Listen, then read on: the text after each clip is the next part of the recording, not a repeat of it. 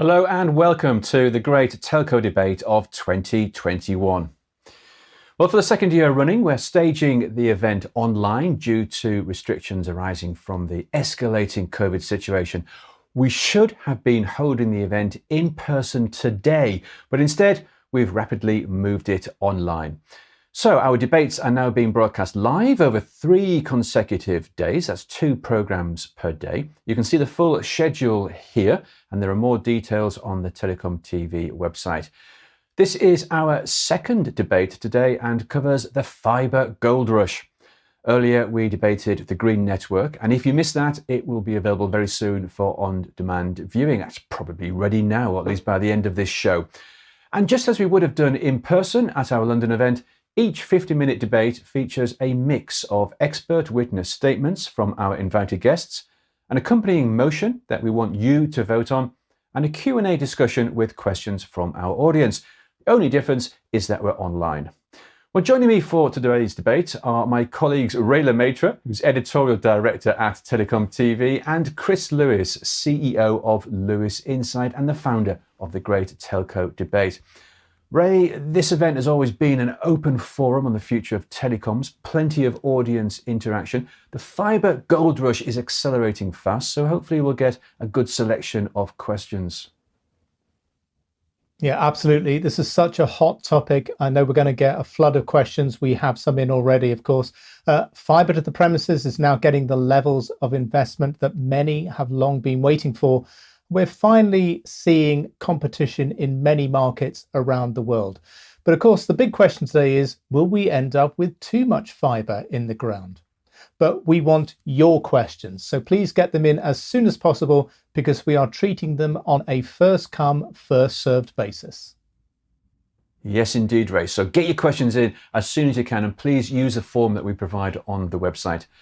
Now, it wouldn't be the Great Telco Debate without Chris Lewis and Graham Wild, and once again they have written the motions for the debates, and it's these motions that we want you to vote on.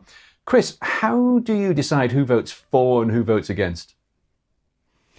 Well, Guy, you can imagine every year we sit down and we've concocted the motions. We've talked to the industry over the last 6 months or so, decided on the motions, on the topics, and then we think about the arguments for and against, and we either toss a coin or we roll a dice. In fact, in this occasion, we had to roll a dice because neither of us had any coins in our pockets because we've been doing everything digitally during lockdown. Chris, you never have coins in your pockets. Well, earlier this week, Chris and Graham got together to record the all-important motion, which is the supply of fibre is beginning to outstrip demand.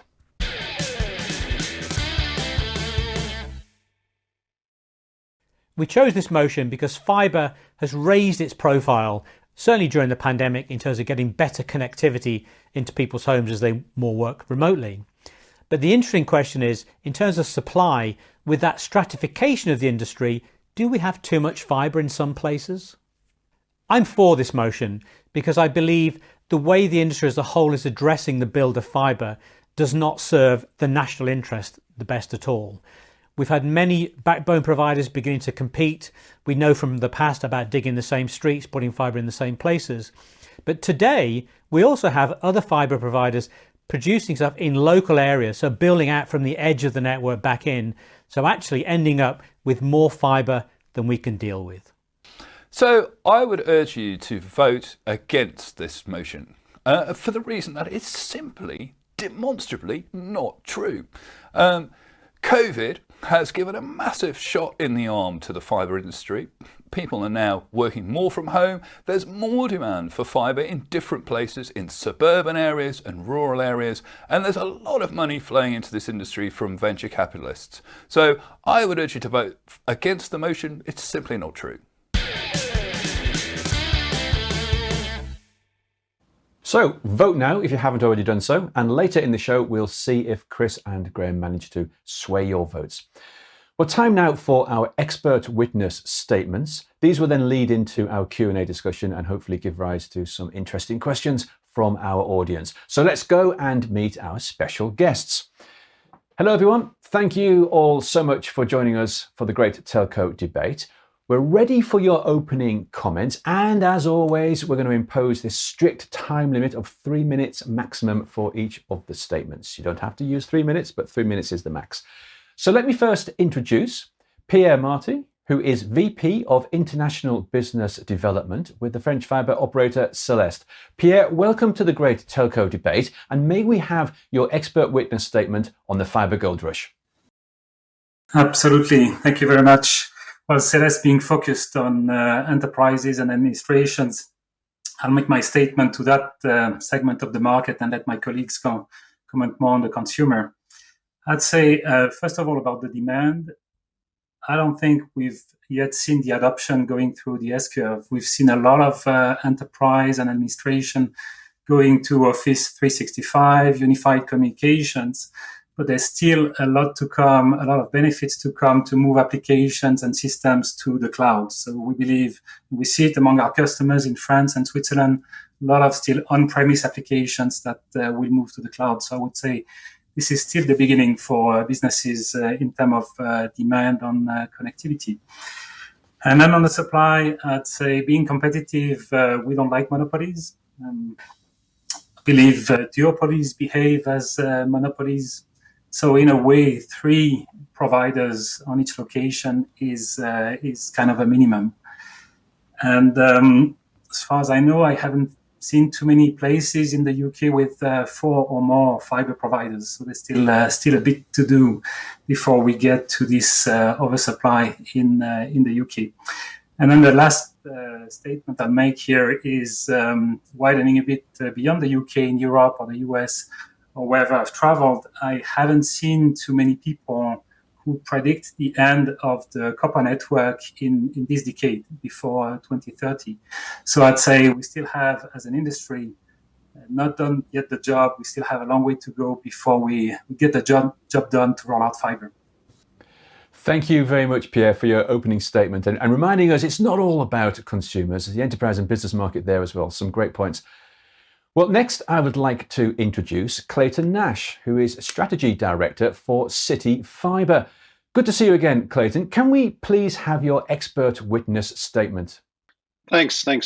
Really appreciate being here. I think we may as well debate whether or not there's too much ice cream or puppies around, right? Fibre is fundamentally a good.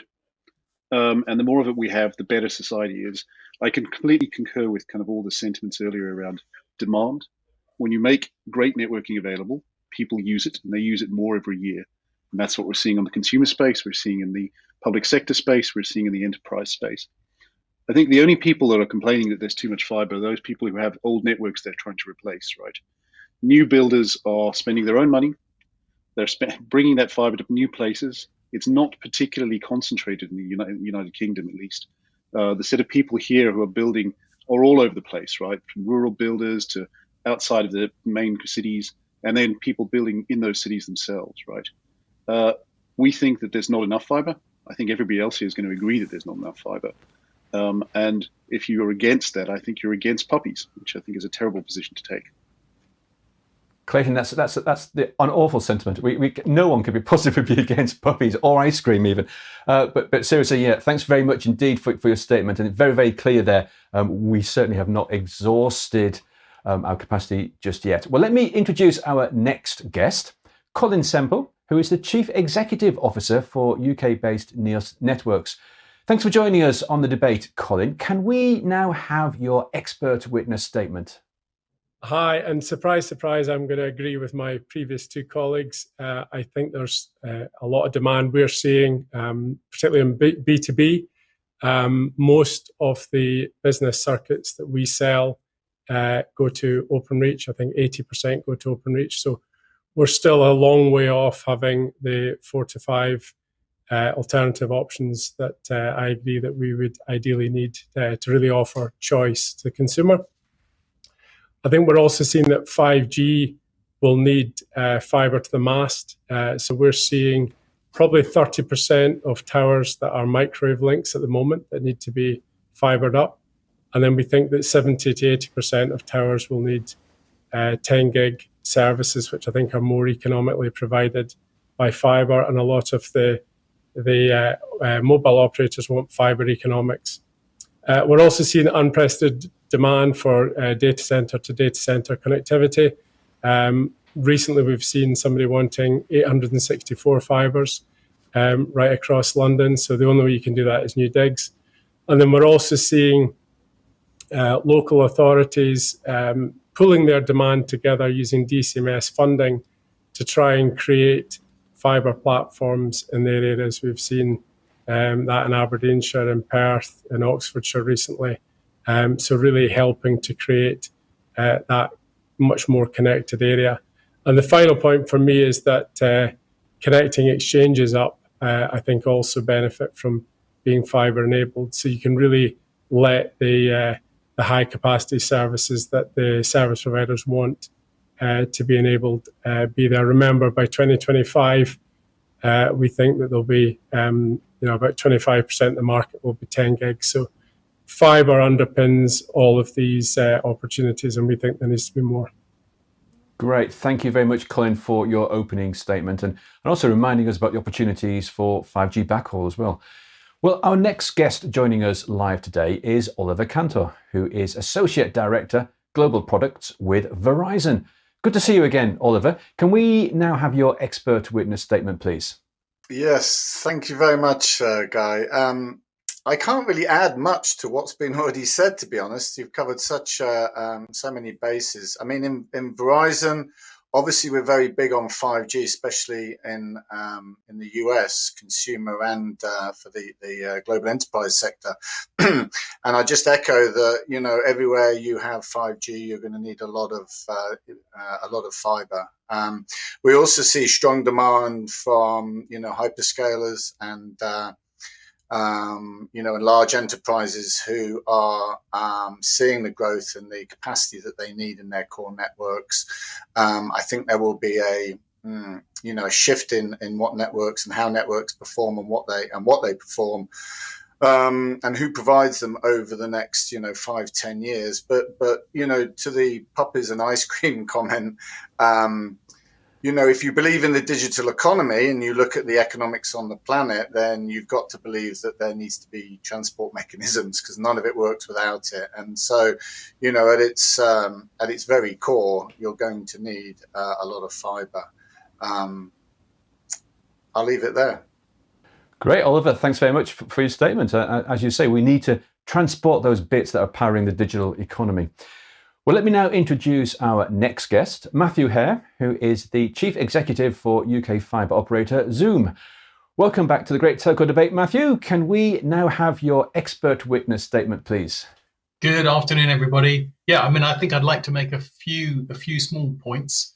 Firstly, 70% of the properties in the UK do not yet have access to a fibre connection. So to say that we've got too much, I think, is a tad too early.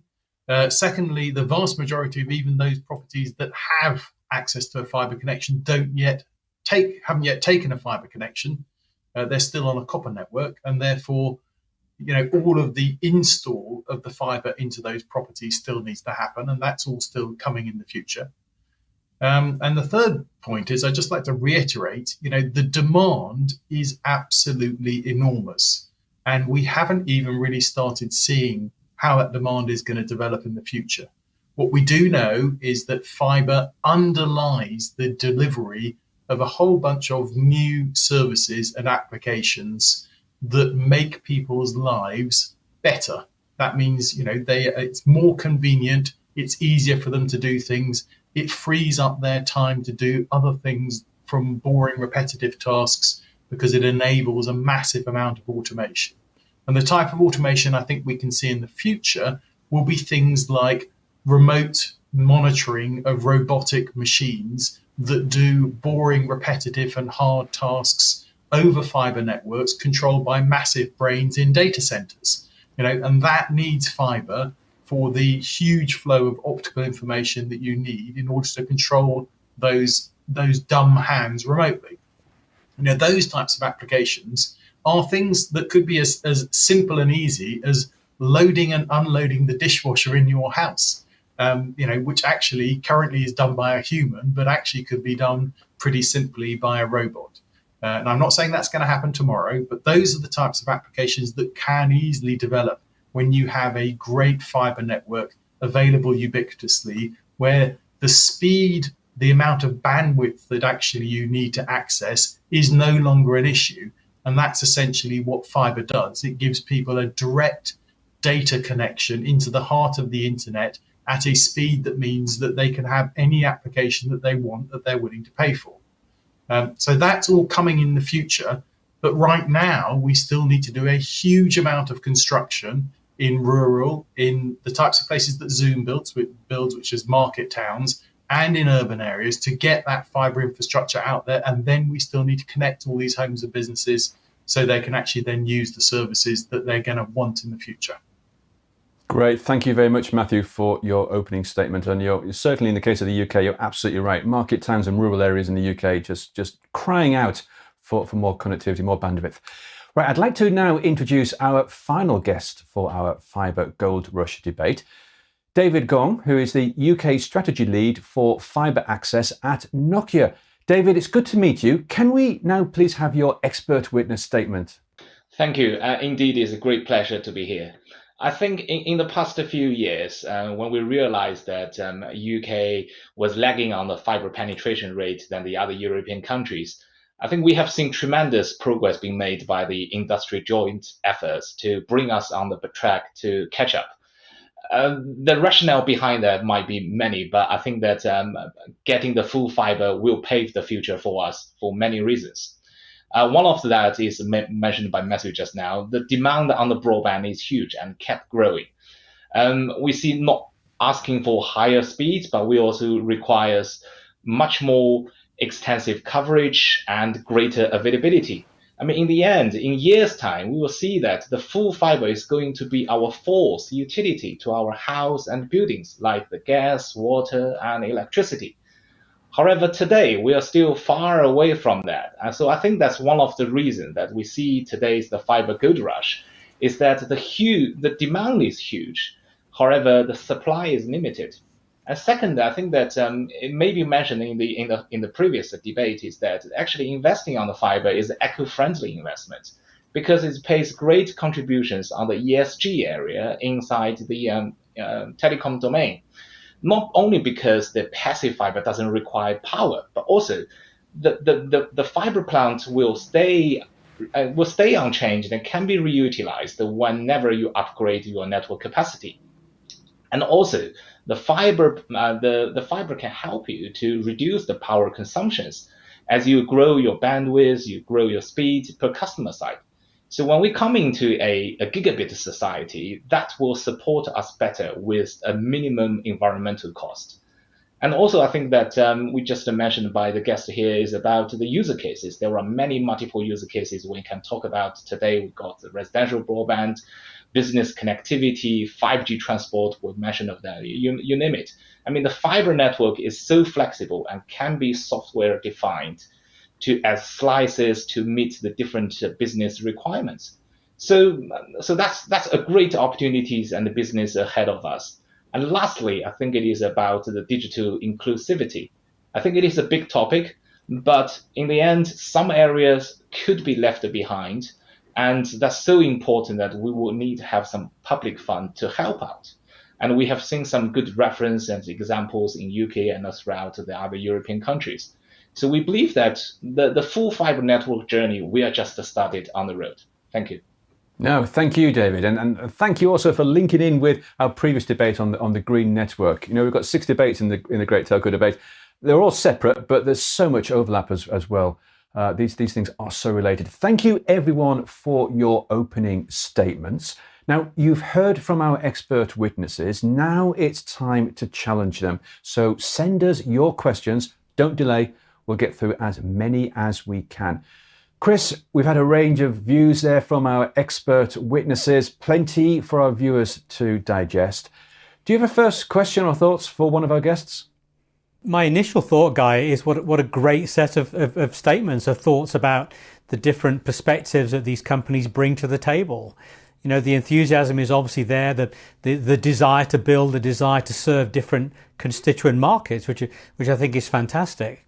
And you know, and of course, being a telecoms analyst in my day job, that's exactly what I want to see. I want to see our industry getting closer and closer to supporting individuals, business, society at large. But if I might come back to you, Colin, with Neos, you know, being the background you have and the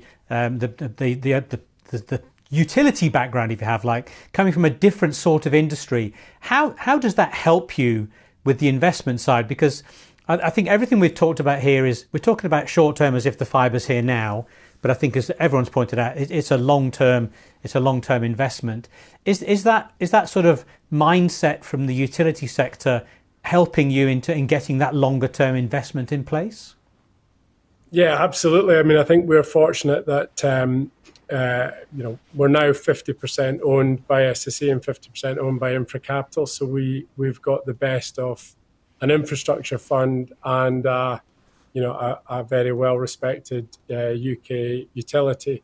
SSE look at their investments, wind farms, etc., over 30, 40 years. So, you know, thinking in that long term manner is you know, is very much in their DNA, and thankfully Infracapital, you know, also take a very long term approach. And you know, we're about to announce some new investments tomorrow in the access layer in 4 cities, and you know, and I think that's because we see the opportunity here. We see the requirement for choice, and you know, I think it's one of those areas where there are lots of different spaces where you could invest in the UK in terms of fibre. I think we're almost spelt for choice at the moment. Well, thank you, Colin, and thanks, Chris, for that question. Ray, we've given our audience plenty of time to send in their questions. What do we have for our panel of experts? Well, we have lots of questions. That's what we have.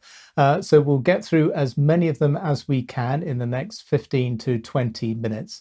And the first question is clearly from somebody who is not based in the UK, because the question is, what fibre gold rush? Now, I've blended that with another one of the questions, which is, in markets unlike the UK, what catalysts are needed to ensure that there is competition in the fibre access market?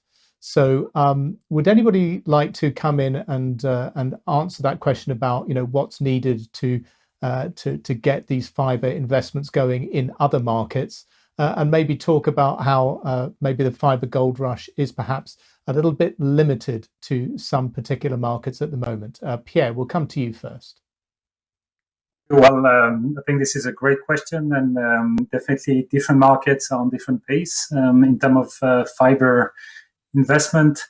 I'd say when you look at the UK, and one of the reasons, at least from our point of view, rolling out fiber for enterprises, it's a promising market, is the regulation, especially the regulation of access to the incumbent, the PTT infrastructure, the ducts, the poles, in which the fiber cable can go to. You find a similarity there with France, which adopted a similar regulation 10, 12 years ago.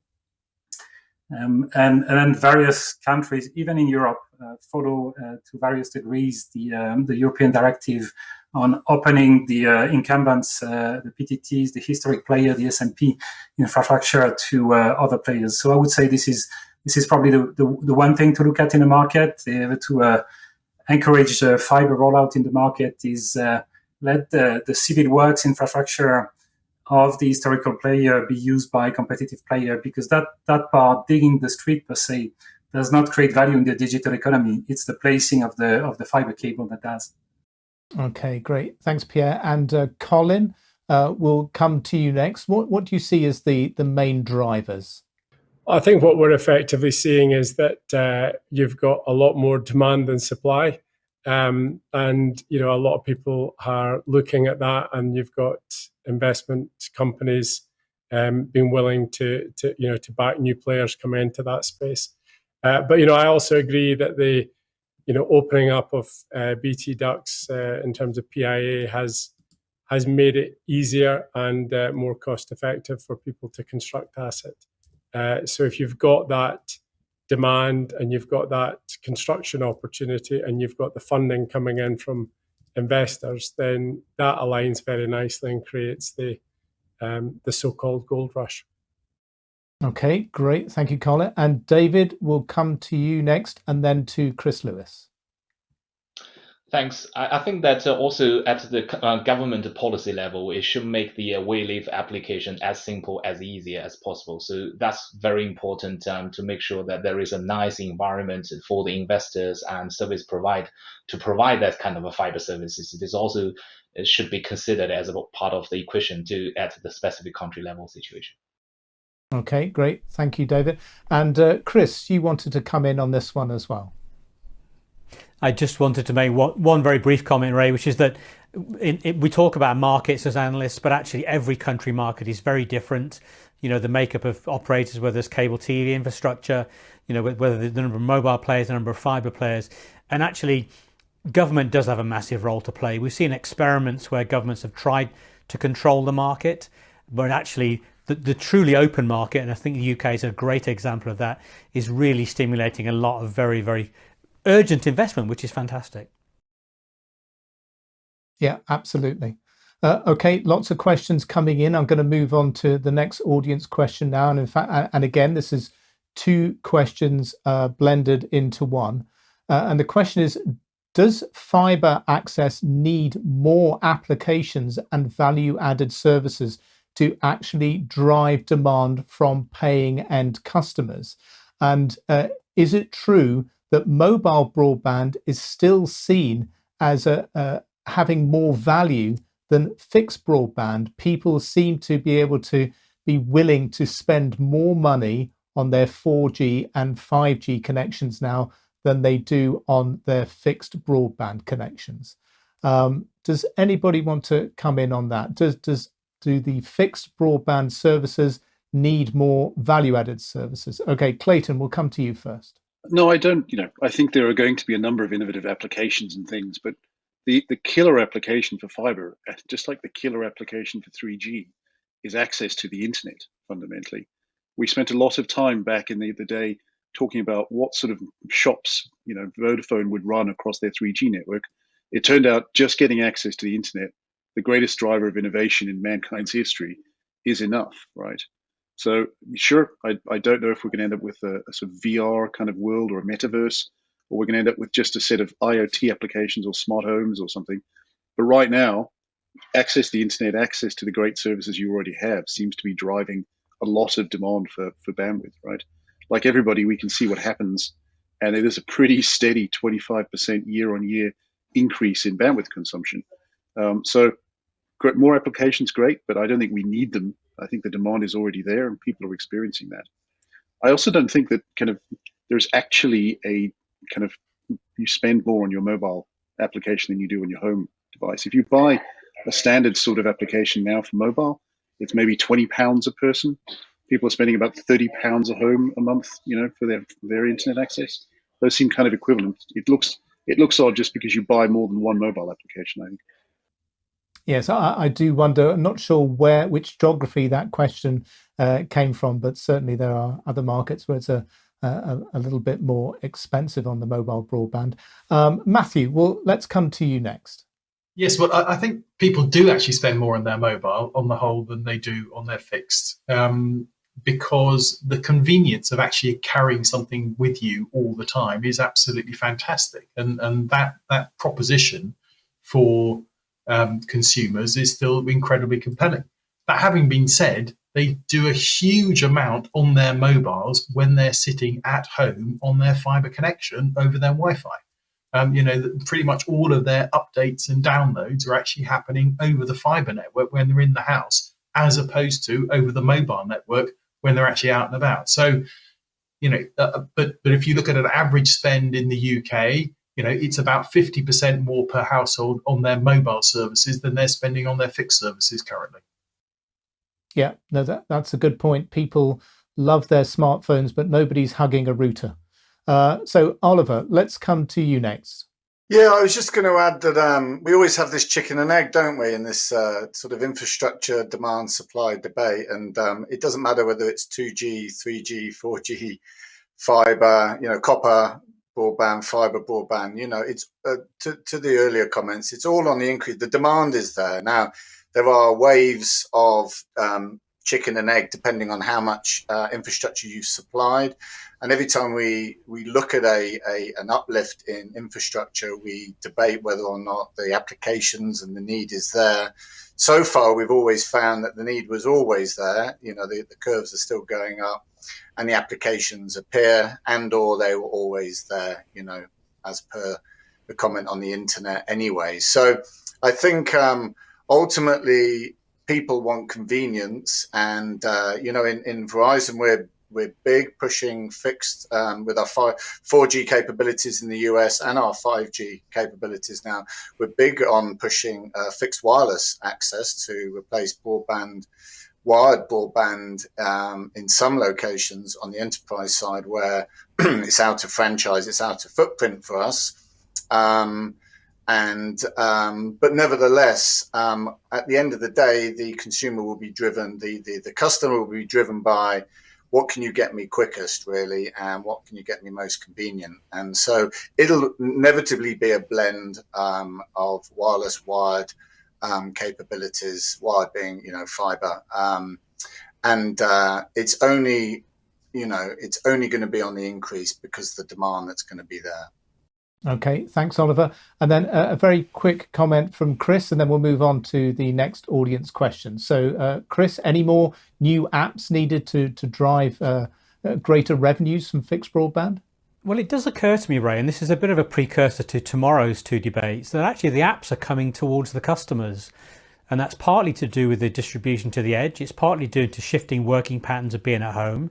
It's the way we consume content, the way we may virtually attend Stadia in the future. So in some ways, the apps are coming closer and closer to the customers, which I think is a really important, and it's that blend of services, absolutely right. So yeah, the apps are coming. Okay, the apps are coming. And so David wanted to come in on this quickly as well. So David, anything to add here? Yeah, thanks, Ray. I think that in reality, the fiber to the home sometimes will take time to some areas. So, while you're waiting for the full fiber delivery to your home, you probably want to leverage the FWA services. So it is actually complementary to each other. But on the other side, that with the fiber rollout to the residential side, residential houses, the fiber can also help the radio side, mobile side to have a better connectivity. That's, when you're enjoying your mobile data on your mobile phone, you will have a much better experience. So there is no conflict with that. Okay, great. Thank you, David. Okay, the next audience question now, and with the promise of doing things on a first come, first served basis. The next question is, will supply outstrip demand for fiber in the access network, but not in the metro and long haul network? So this is taking fiber at the much broader level and beyond just the access network. So might supply outstrip demand in the access, but not in the metro and long haul. Does anybody want to answer that question at all? Any takers?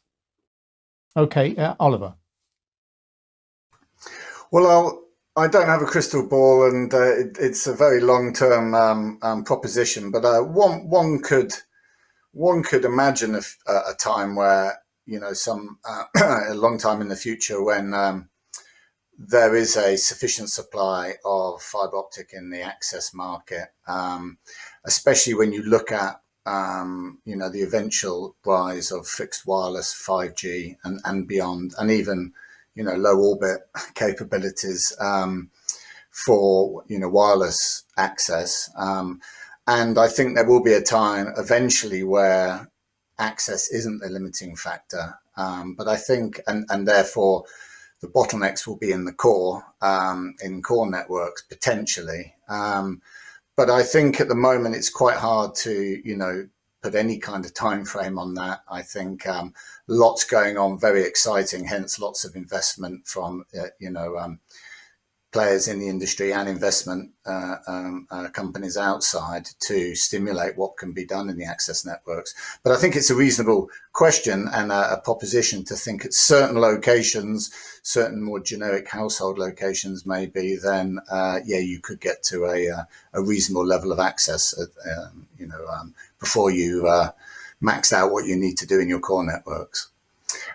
Perhaps the final comment there is around this edge debate. Of course, there is a distributing of cloud computing and where applications live. So that will rebalance, of course, as well, any centralized sort of problems that we have. So, it'll sort of ripple out, I think, and over time. But these are long time frames, I think.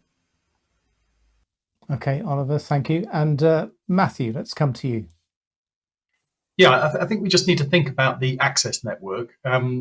The process we're going through at the moment is changing out the old copper access network for a fibre network that's actually fit for purpose for the next couple of 100 years.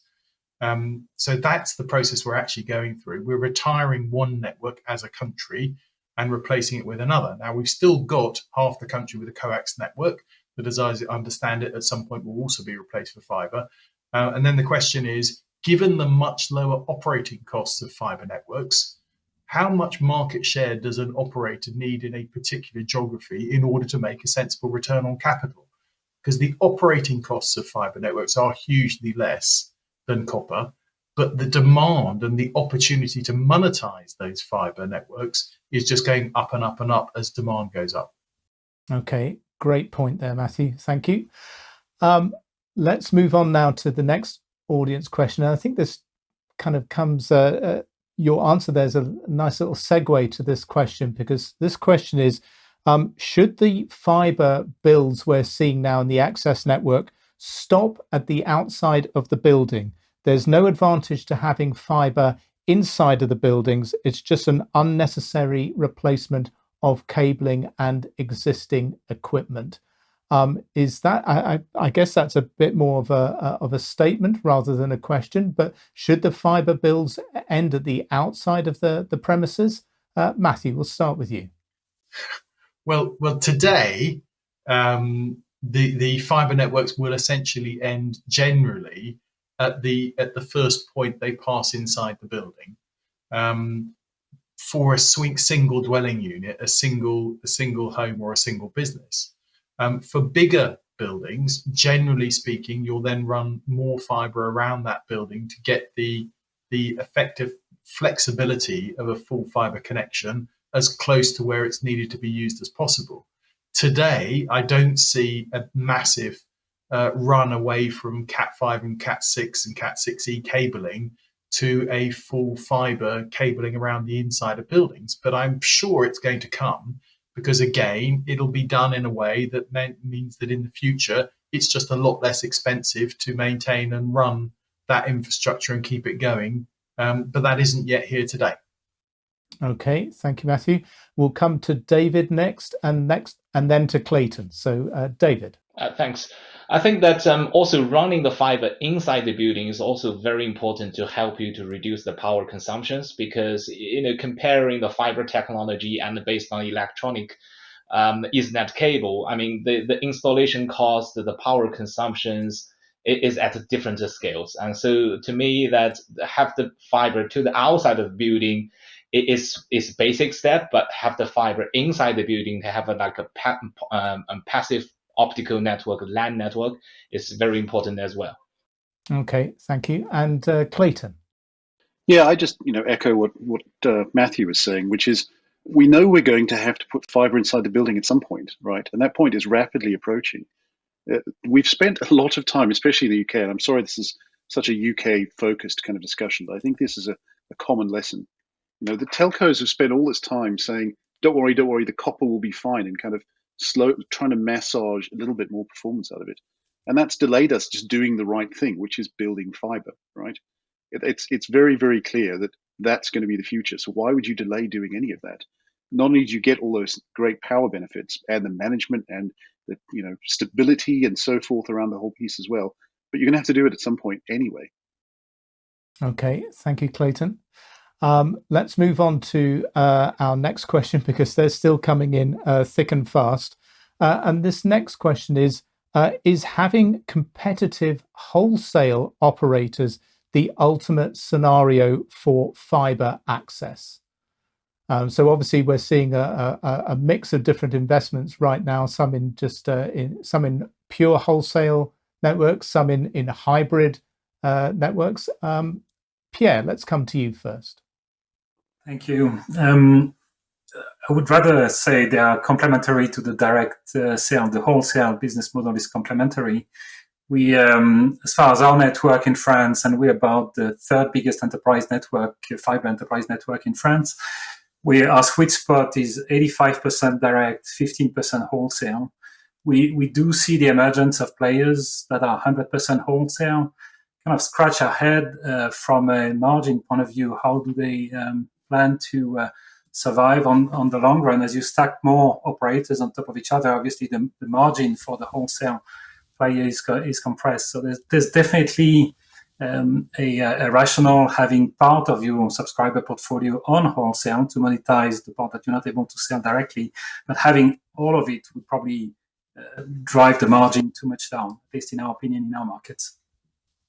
Okay, thank you. And we'll come to Clayton next and then Colin. So Clayton.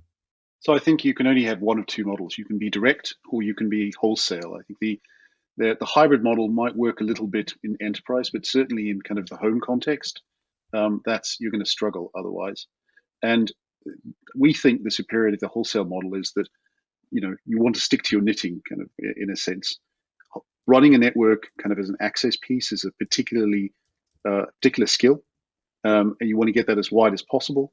And if you're spending a lot of time competing with your customers in terms of doing direct, then that's not an efficient place to be. Running an ISP is a very different business to running an access network, right? They have different investment timescales. We spoke earlier about infrastructure thinking. ISPs do not think on 25-year timescales. People who build access networks think in 25-year timescales. So you have two very different financial approaches there. I agree that there's a little bit of a difference in the kind of enterprise space, but certainly in consumer, I think the wholesale model is the one that is winning and is going to win. Okay, thank you, Clayton. And Colin, we'll come to you for the final comment on this question so we can get to one final audience question. So Colin, let's get your views on this. Thanks, Ray. Yeah, I very much agree with Clayton's view there. As somebody who's just put together business plans for 4 metro areas, it's very much the wholesale customer base that we see as the people that are generating demand. I think it's a lot simpler to focus on building out the network and operating that, and then letting the whole market exploit that and take the different services and the different propositions on top of that. So, yeah, a wholesale model is definitely the way ahead for us in terms of B2B. Okay, thank you, Colin. And we've got time for one more audience question, and this is an amalgamation of quite a few, actually, all on the sort of the wireless wired competitive side of things. Are fibre to the premises investments even worth it? Won't 5G and then 6G make fixed lines in the last mile redundant? And then you can throw in there, we've had a couple of questions about fixed wireless access being a cheaper and very high quality option as well. So will wireless win the day ultimately? Matthew, let's come to you first. No, wireless will not win the day over fibre because the cost per bit of carrying data over fibre is a fraction of the cost per bit of carrying it over wireless. And the great benefit that wireless gives an operator is flexibility of mobility, and using your scarce spectrum for fixed applications means you're not actually going to monetize it at the same level as if you use it for mobility. So no, wireless is not going to take over from fibre. Fibre's still there, and it's going to carry the majority of the data in the future. Okay, thank you, Matthew. And Oliver. I just want to put my Verizon hat on for 5 minutes and say wireless is a very important component, and the agility and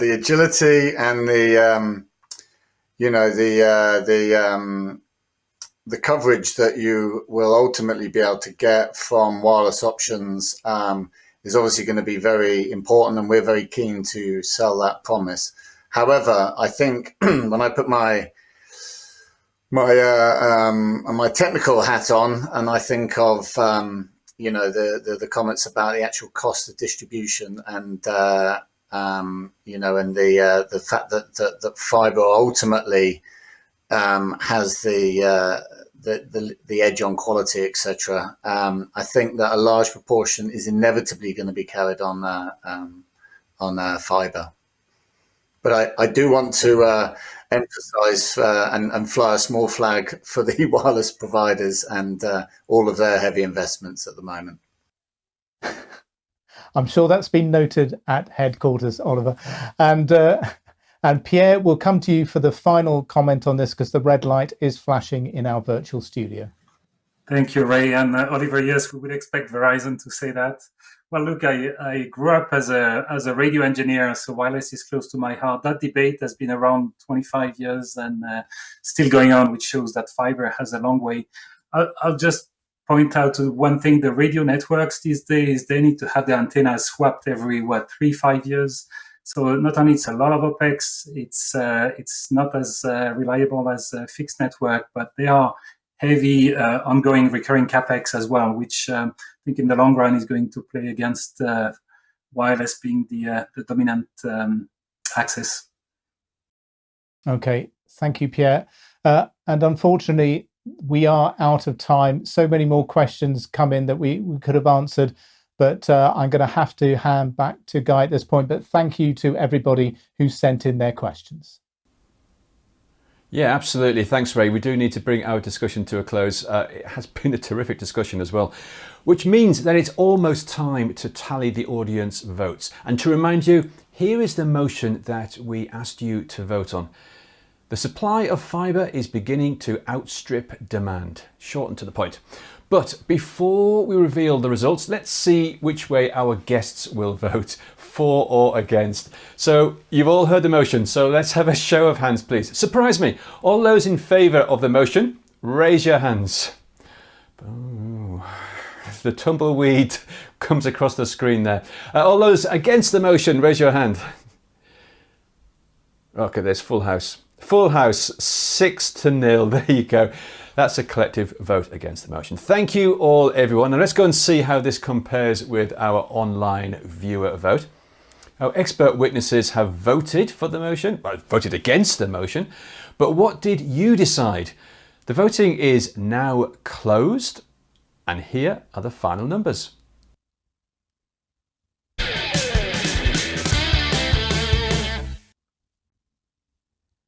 There you go, a resounding defeat against the motion from our viewers. Not quite as resounding, 71% against with 29% for. Chris, are you surprised at this, or did you really expect this result? No, but you know what, Guy, I'm delighted at the debate, because I think one of the things that comes out of this is the importance. We have to promote the importance of that fibre broadband connectivity more. You know, we've let the mobile guys get away with it for far too long. You know, fibre is going to give us that extra edge and take us back. So that's why we put these debates in place, because we want to raise awareness, want to get that energy and get that momentum behind this side of the industry. Indeed we do, Chris. And Ray, the fibre gold rush continues then. Absolutely, and I'm quite surprised that the audience vote wasn't closer to our panel vote. I expected the gap to be much wider, and I would have definitely been voting with both hands against it as well. I'm a full fibre guy. Full fibre guy, lovely. Thanks, Ray and Chris, and I don't know what to say to that. And this brings to an end our programme on the fibre gold rush, and we'll see you both again for our next debate. However, before we go, just like to thank all of our sponsors for supporting this year's Great Telco Debate and our online programme series. And of course, a big thank you to all of our guests, our expert witnesses. You all did a terrific job today. Thank you all very much indeed. A reminder that the Great Telco Debate continues. We'll be back tomorrow at 3 p.m. UK time for the final day, which is our next debate, which dives into the murky waters of edgeonomics. And we follow that with our final debate this year, which is the Viewers' Choice panel on telcos and the hyperscalers. Please keep sending in your questions. No need to wait for the show to begin. We always tell you this. We really appreciate your contributions. Get them in nice and early. For now, though, from all the team here at Telecom TV and the Great Telco Debate, thank you for watching and goodbye.